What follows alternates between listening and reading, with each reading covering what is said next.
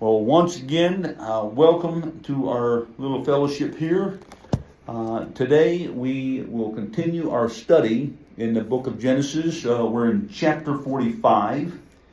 And as I stated before, this portion of text really excites me. There's just something about the life of Joseph and his brothers that it resonates with me. And so I'm excited about it. We're in, again, chapter 45. And if you think about, where we're at today in our study of this historical account of Joseph and his brothers, we started back in chapter 37, where his brothers sold Joseph into slavery. Remember, they took him and they threw him in a pit, and they devised a lie. Right? They threw him in a pit. They wanted to kill him, but who was it that kind of came to Joseph's aid to protect him against his brother? That was brother Reuben, right? The eldest brother, right? And so Reuben says, "No, let's not kill him, lest his blood be on our hands, but let's just throw him in this pit." And really, Reuben was trying to figure out how to rescue him and get him back home to his daddy, right? The daddy Jacob. And of course, the Bible doesn't really tell us, but Reuben is away, probably checking on the sheep, right? The herds, the flocks. And his brothers, the other 9 brothers, are hanging out, and they see this caravan. Who was the caravan? Remember what type of people? The Midianites, right? They come along, and they think to themselves, "Oh, we should sell him. At least we could make some money." And they sell Joseph to these the caravanners, these people that travel along the King's Highway down into Egypt. And they thought, well, we'll sell him, we'll make some money, and at least we got something for our troubles. Because why was it that they didn't? Why did they sell him to begin with? Anybody remember? What's that? Jealousy, right? Because Joseph had this vision that his brothers and his parents would bow down before him, right? And not only did he have this vision that his brothers would bow down to him, but he was kind of mom and dad's favorite, and he was kind of a little bit of a mama's boy, if you will, and they gave him a special coat, a coat of many colors. And he wore that, I picture in my mind's eye kind of like peacocking around maybe, right? You see these, I used to go to the Santa Anita racetrack with my parents and just to tour the grounds, very beautiful grounds, the landscape, but they had peacocks all over the place and their feathers would open up and they were just so beautiful, all these colors, right? Well, that's where they get the term peacocking, right? It just kind of, they kind of puff up and they walk around, they strut around like, look at me, I'm all that in a bag of chips, right? Well, that's probably what Joseph was doing. He got this fancy coat and it's many colors and he's probably looking, oh, look at me, right? And his brothers didn't like it. And because he was a favorite among his parents, and then he had this vision about them bowing down, they're like, you know what, we just don't really like this guy. I mean, really, who likes a braggart anyway, right? And so when Jacob sends Joseph to check on his brothers, they see him from afar off, and they devise this plan to, let's kill him, and Reuben saves him and throws him in a pit, but Reuben's away, and now they see the caravan of Midianites, and they decide to sell him. And they hatch this plan. Of course, Reuben comes back, and they check on Joseph, and he's not in the pit, and then he goes to his brother, what happened? And they tell him, and so they hatch this plan to deceive their father. So now you got 10 brothers conspiring together to deceive their dad about what happened to their baby brother Joseph. Right, who was at the time 17 years old. And so they get together and they decide, we're going to take Joseph's coat of many colors that was really one of a kind, right? They all knew what his coat was, but they take the coat and they tear it up a little bit. They dip it in the blood of a kid that they not a person but a baby goat that they killed. They slaughtered. They took the blood and they dipped the coat in this blood, and they go back to Jacob, their father, and they says, "Look, we found this. Do you recognize this? Could this be Joseph's coat?" As if they didn't know, right? They hatched this plan. And they conspired together to lie to Dad. And of course, Jacob, he's grieved in his spirit because he believes that his son Joseph is dead, that he was attacked and probably gobbled up by some ferocious animal, right?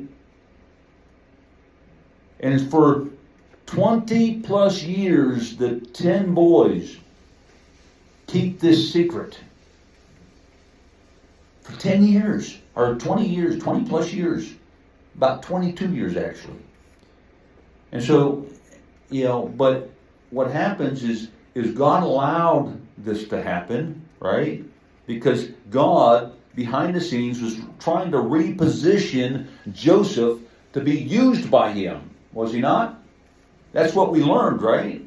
He's sold into slavery to the Midianites. The Midianites then sell him to Potiphar.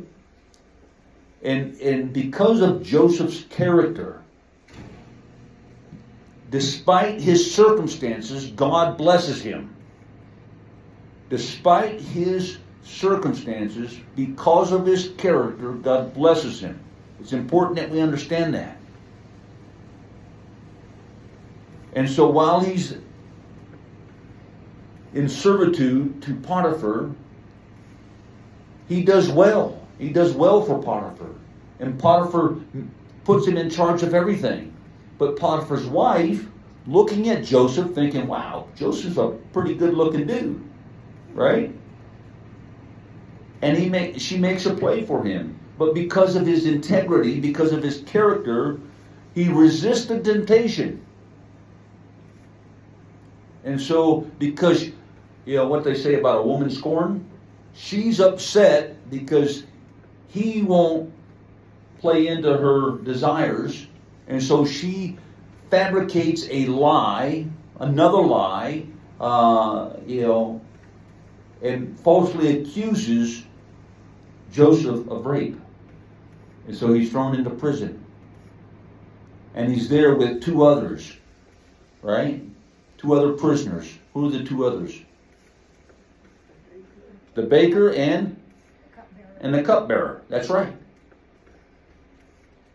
And of course, they have dreams, and Joseph interprets the dreams for them. And of course, with one is doomed, and the other one is going to be released. And the one that's released, Joseph says, please don't forget me when you get on the outs.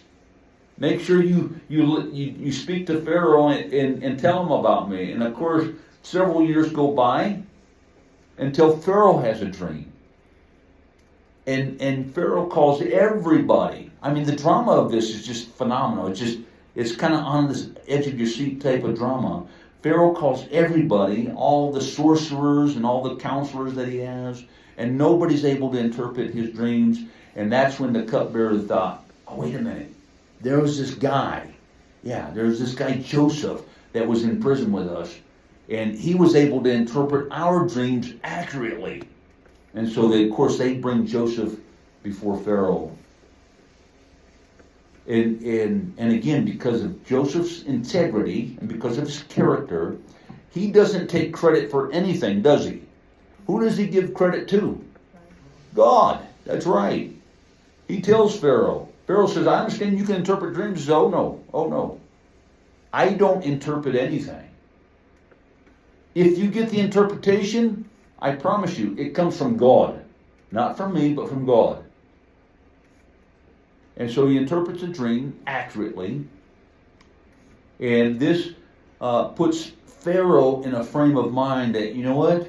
Since you're the only one that could interpret the dream, I don't see anybody that is wiser than you. I want you to be in charge of developing a plan to circumvent this famine that's going to come, right? Because the dream was that you're going to have 7 years of plenty and 7 years of famine, right?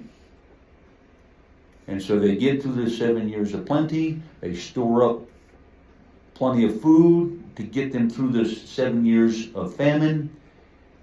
And now that we're well into the famine, Jacob and his sons are up in Canaan. And the famine doesn't just affect Egypt, it affects all the known world. People from all nations are experiencing this famine. And so, of course, Jacob tells his sons, I hear that there's food in Egypt. Go down and buy some food in Egypt. Of course, they go down to Egypt. They buy some food. Of course, Joseph recognizes them.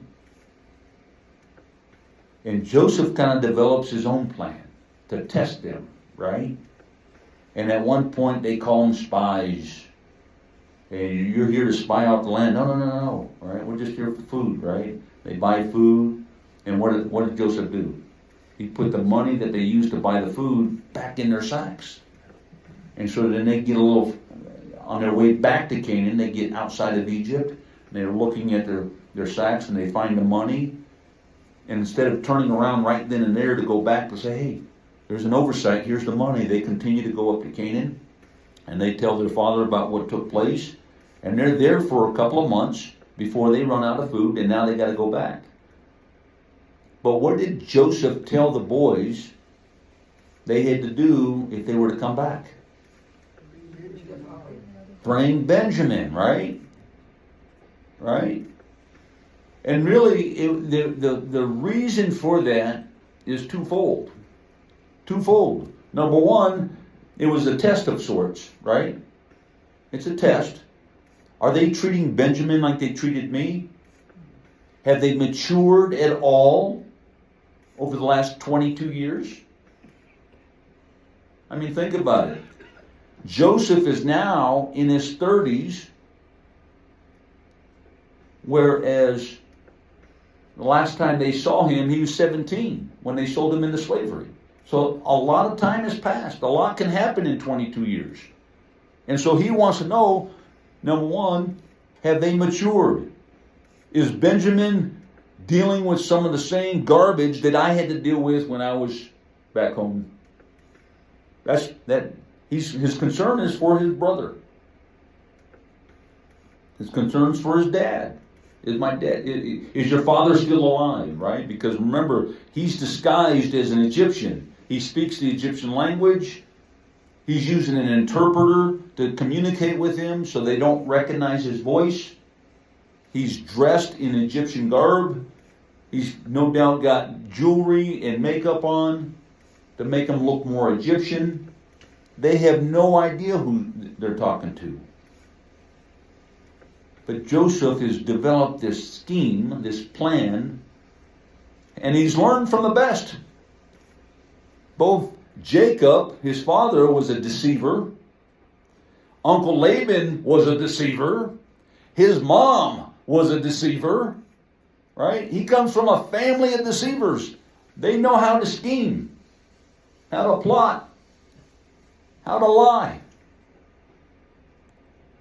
And so they develop this plan.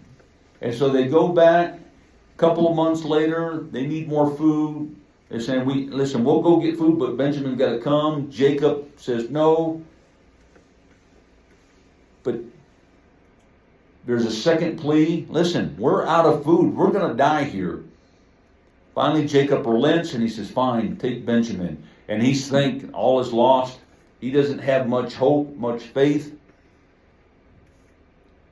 He develops his own plan. Listen, if you're going to take Benjamin, let's take the money back that you found in the mouth of the sacks that was supposed to be for the last food that we bought.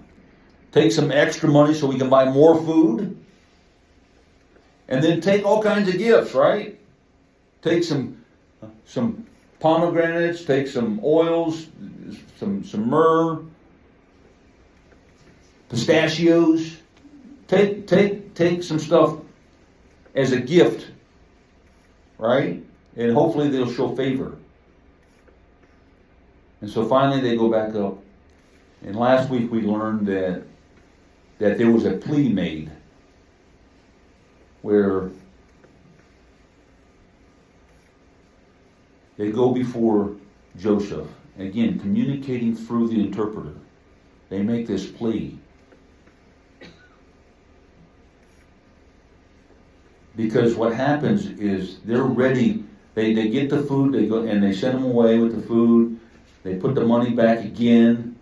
They put a silver cup in Benjamin's sack, right? They send the guards after them. They catch up to them. They make an accusation. They said, "Hey." And the boys, they all stick together. They have enough confidence in each other that, no, we didn't do any of this. In fact, if we did this, you can kill us all, right? Kill the one that took it, and the rest of us will be slaves. And then when they found out it was Benjamin, that they found the cup in his sack, they says, no, we're not going to kill anybody, but Benjamin's going to be the slave. The rest of you can go. And of course, they stick with Benjamin. They stick with him. It shows some maturity in their character. They've developed as people. And they go back. And then at the end of chapter 44, they're all hanging out.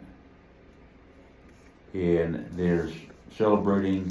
And Joseph, the plea is made. Judah makes a plea to Joseph, and when Joseph hears this plea, he sees that yes, they have matured. Yes, he's concerned for their father, and he gets to the point where he can't contain himself any longer, and that's where we find ourselves in chapter 45. Follow along as I read through chapter 45. In fact, I'm gonna go to 44:33. Now therefore, please let your servant remain instead of the lad as a slave to my Lord, and let the lad go up with his brothers. For how shall I go up to my father if the lad is not with me, lest perhaps I see the evil that would come upon my father? Judah is concerned. Remember, Judah promised Jacob. Judah promised him, listen, I'll lay down my life to ensure that Benjamin returns. And so when it seems that Benjamin would not return, he's so concerned for Benjamin and he's so concerned for Jacob, and he pleads with Joseph. And when Joseph sees firsthand the concern that Judah has for his father and for Benjamin, Joseph sees a changed life, and he can't contain it any longer. Chapter 45, verse 1. Then Joseph could not restrain himself before all those who stood by him, and he cried out, "Make everyone go from me!" So that no one stood with him while Joseph made himself known to his brothers. And he wept aloud, and the Egyptians in the house of Pharaoh heard it. It'd be like me crying so loud that folks in this community, all the way at the end of the halls on all 3 stories, they could hear me crying. And like, obviously they had to have been concerned. What's going on? This ruler, Joseph, the one that Pharaoh named to be number 2 in all the land, he's crying. What's going on? Everybody could hear him. Verse 3, then Joseph said to his brothers, "I am Joseph. Does my father still live?" But the brothers could not answer him, for they were dismayed at his presence. Some translators saying they were terrified in his presence, because they knew what they did. They did an evil, treacherous thing by selling him into slavery and lying to his father. And now after 22 years, the secret that they've been harboring is now finally out. And they were dismayed. They were terrified. They were like speechless. Speechless. And Joseph said to his brothers, "Please come near to me." So they came near. Then he said, "I am Joseph, your brother, whom you sold into Egypt."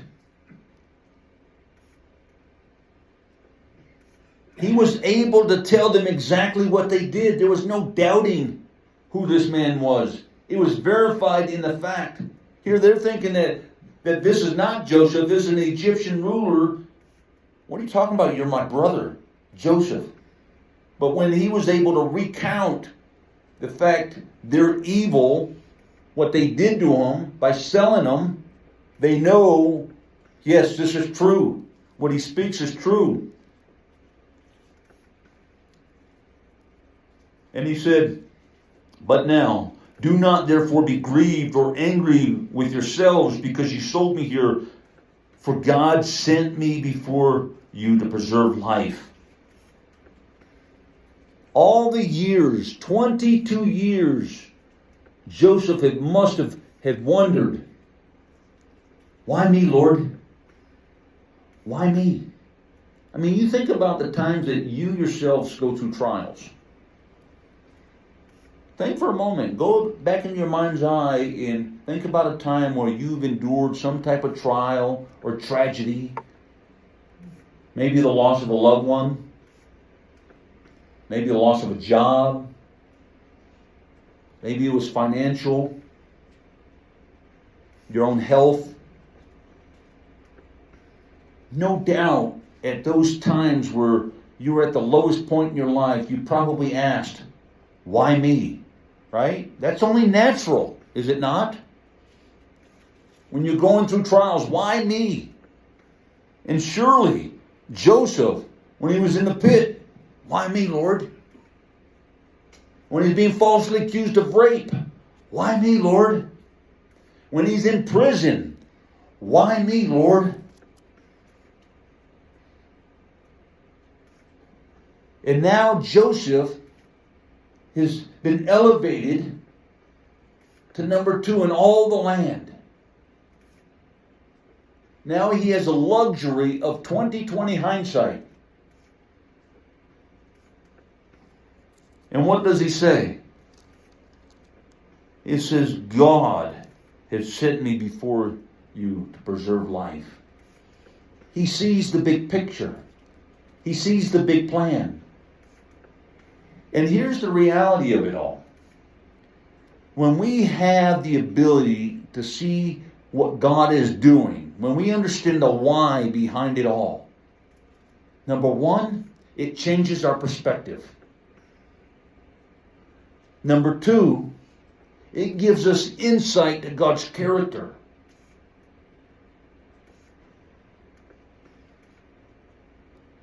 And number 3, it allows us to have a mindset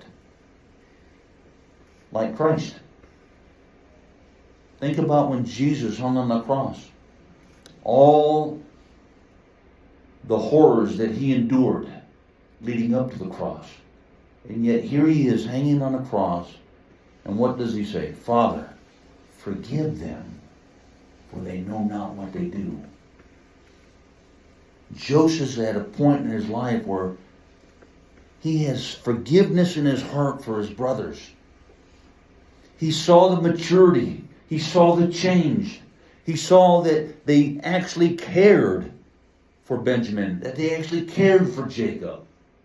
And because of this change, all the plotting and all the lies and the deceiving that he did was to test him to see, is there any change?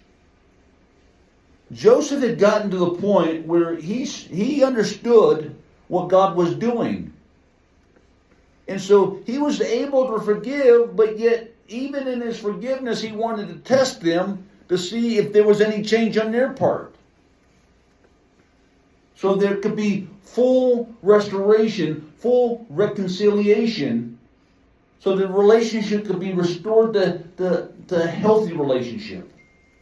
And when he sees that that's possible, he's overcome with joy to the point of tears. And he makes sure to communicate that to his brothers. Listen, I'm your brother. Don't be grieved. Don't be angry with yourselves for what you did. It wasn't you that sent me here to Egypt. It was God. And so he makes sure to communicate the truth behind it all. It's God. And he tells them, for these 2 years the famine has been in the land, and there are still 5 more years in which there will be neither plowing or harvesting. And God sent me before you to preserve a posterity for you in the earth. Relating back to the promise that God made to Abraham and to Isaac and to their father Jacob. That Abraham will become a father of many nations. And that people of all nations will be blessed because of his chosen people. Amen? And he goes on and he says, not only to preserve a posterity for you in the earth, but to save your lives by a great deliverance. So now that it was not you who sent me here, but it was God. And he has made me a father to Pharaoh. A father to Pharaoh. Now that's an interesting term, is it not? A father to Pharaoh is a title which belongs to visors. And I like visors. What's a visor? And I looked it up. A visor is an officer, a high officer in the Muslim government. So remember, way back with Abraham, his 2 sons, they parted, right? Isaac became a father of many nations, as promised to Abraham, but his brother also became a great nation to the known Muslim world. And here, the Muslim faith has gone all the way down into Egypt, to where now Pharaoh is involved in this type of religion. And he's named Joseph. It says Joseph became a father to Pharaoh. Again, a title which belonged to the visors, to which the designation of one who was unrelated to Pharaoh, nevertheless, performed a valuable function in that he was a counselor of state, if you will. And he was named Lord of all of Egypt. That's what this title, Father to Pharaoh, and Lord to all of the house, and it rules throughout the land of Egypt. Verse 9, hurry and go to my father and say to him, thus says your son Joseph, God has made me Lord of all of Egypt. Come down to me, do not tarry. You shall dwell in the land of Goshen, and you shall be near to me, and your children and your children's children, your flocks and your herds, and all that you have. There I will provide for you, lest you and your household and all that you have come to poverty. For there are still 5 years of famine. And so not only does Joseph reconcile his brothers to himself, but he has a desire to bless them. And he has a desire to provide and to protect his father. And all of the family that he's been cut off from for 22 years.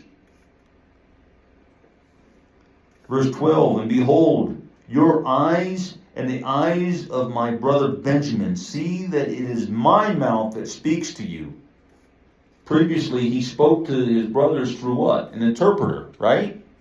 But now he's speaking from his own mouth.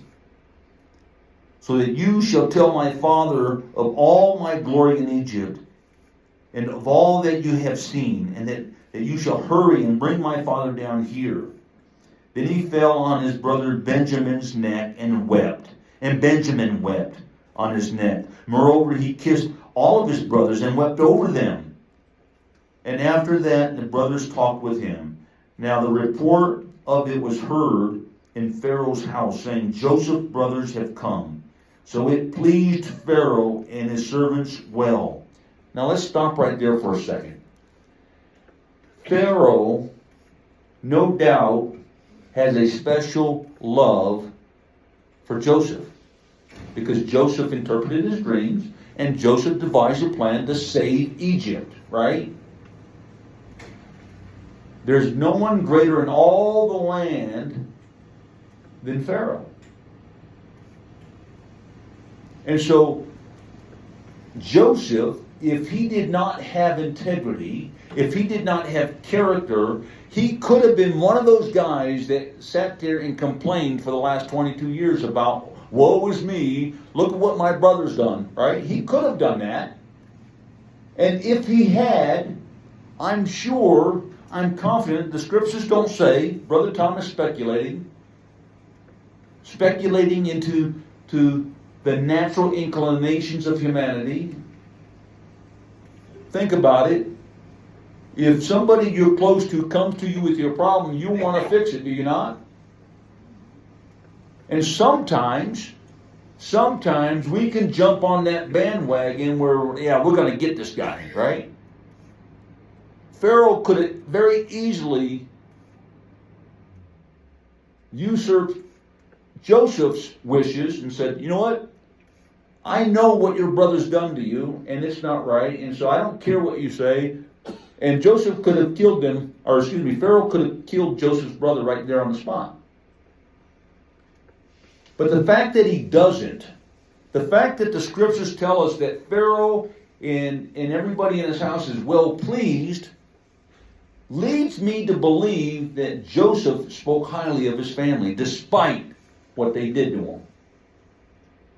Which again speaks to the integrity and the character of Joseph.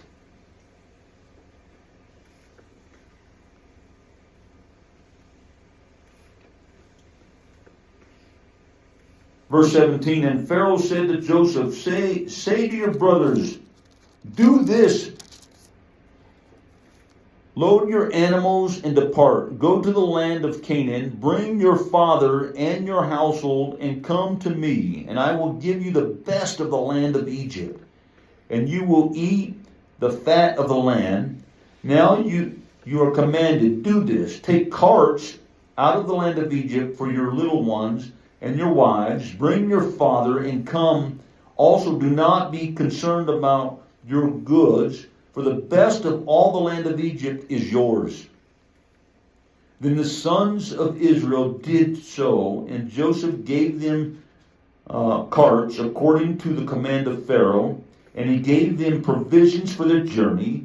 He gave to all of them, to each, changes of garments, but to Benjamin he gave 300 pieces of silver and 5 changes of garments. And he sent to his father these things: 10 donkeys loaded with the goods of things of Egypt, 10 female donkeys loaded with the grain, bread, food for his father for the journey. And so he sent his brothers away. They departed, and he said to them, see that you do not become troubled along the way. Joseph knows his brothers well. And I can imagine, I'm sure you can imagine, 22 years harboring a lie, harboring a secret, a very bad secret, where they'd done wrong to Joseph and to Jacob. And now, after 22 years, their secret is finally out. Joseph is now ruler, second only to Pharaoh.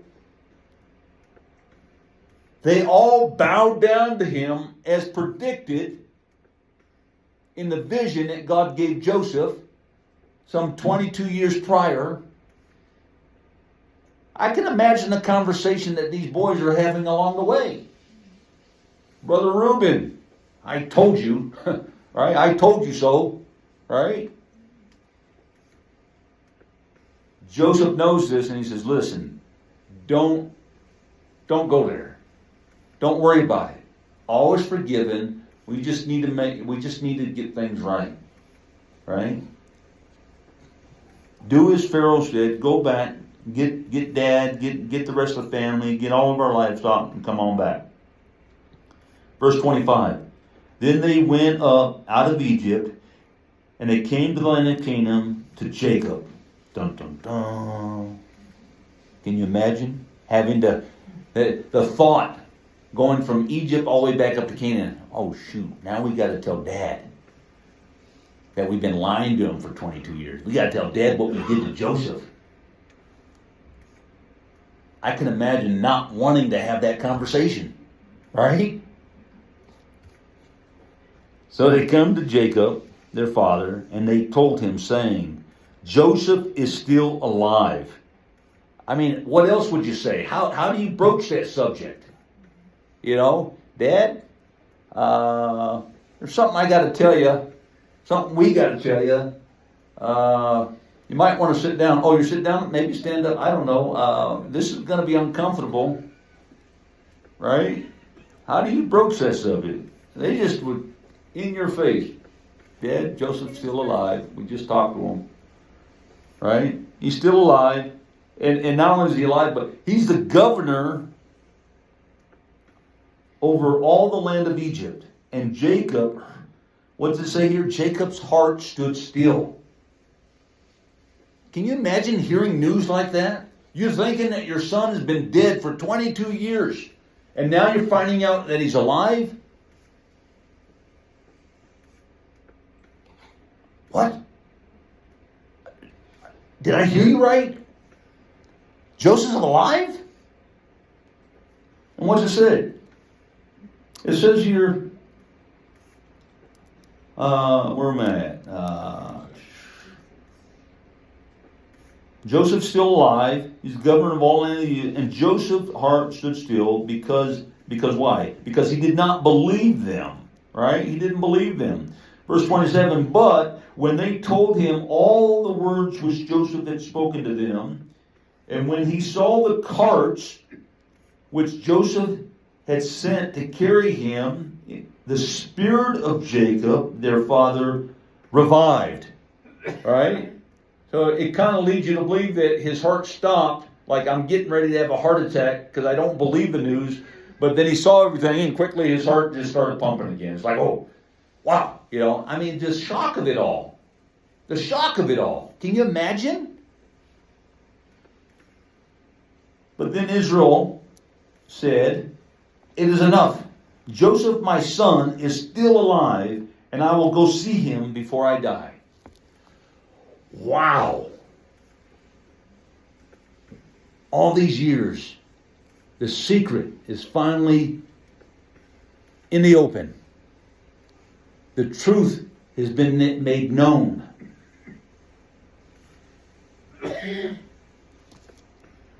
Last week I talked about the reality of how, the last 2 weeks, we talked about the reality of if there's things in our life that we've been keeping secret. Listen, one thing that my wife and I have always told our kids,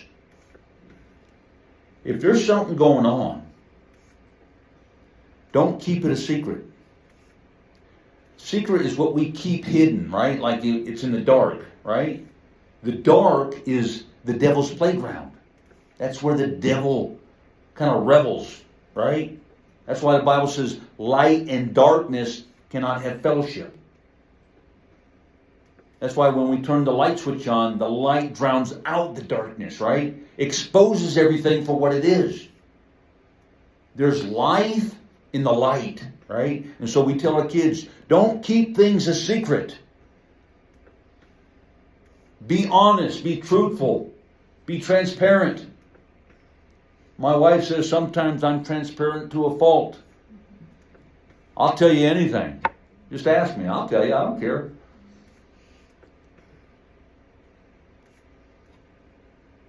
22 years, these 10 brothers kept this awful secret from Dad and from everybody else.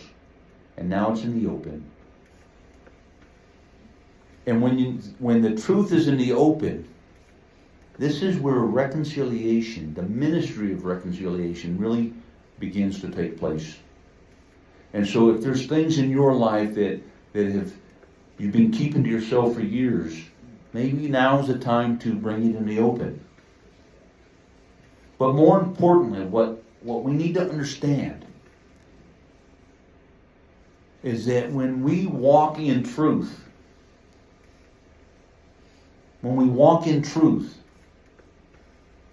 then we begin living what Paul instructs us to do in the book of Ephesians, where he tells us we're to be imitators of God, right? Of Jesus Christ, right? Be imitators of Him. The only way that happens is by walking in the truth. By walking in the truth. And when we walk in the truth, we begin to understand the character of God. When we walk in the truth, we begin to have the attitude and the perspective of God. We're able, when we walk in the truth, we're able to show mercy, to show love, to show grace and forgiveness. But it's only in truth that we're able to do that. We're going to continue in the next several weeks, the next 5 or 6 weeks, going through this true historic account of Joseph, his brothers, and Jacob. And we're going to see some things here that are exciting.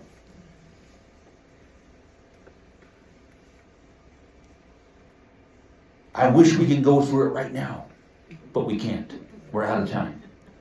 So, as Kurt is passing the communion, the elements, I want us just to kind of marinate on the goodness of God. That even when we don't understand the why,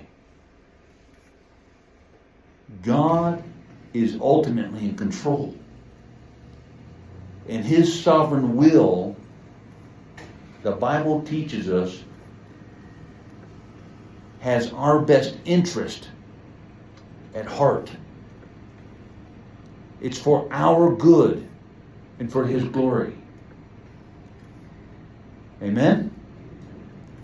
Take a moment of silence, marinate on those things, and then we'll take communion together and we'll close out our service.